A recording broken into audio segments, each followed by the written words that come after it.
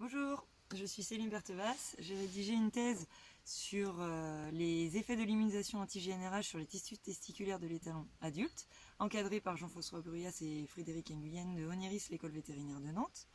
Donc nous avons étudié l'immunisation anti-GnRH comme alternative à la castration chirurgicale chez l'étalon.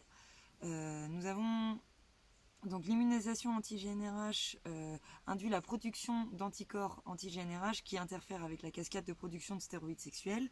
Donc nous avons étudié cette immunisation chez 28 étalons et que nous avons comparé à 12 chevaux témoins.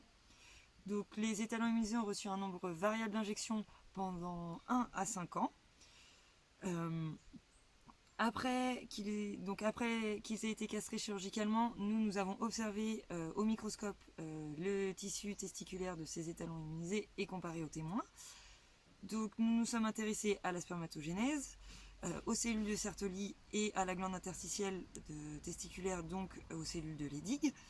Nous nous sommes demandé si, pour certains chevaux, en fonction de la durée totale de l'immunisation, le degré d'atrophie testiculaire pouvait laisser penser, donc suite à l'immunisation, pouvait laisser penser que les lésions engendrées par l'immunisation seraient devenues irréversibles, ou au contraire, si on pouvait observer un retour à la fonction testiculaire après l'arrêt des injections immunisantes.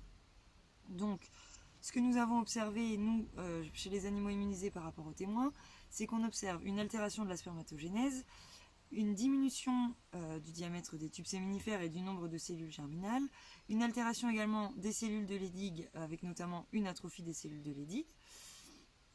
Et ce qu'il est important de noter, c'est qu'on a observé quand même une forte variabilité de réponse à l'immunisation entre les individus.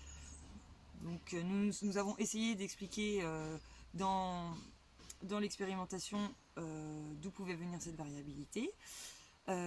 Cependant, donc, nous n'avons pas détecté de lésions qui pourraient correspondre à une atrophie testiculaire irréversible.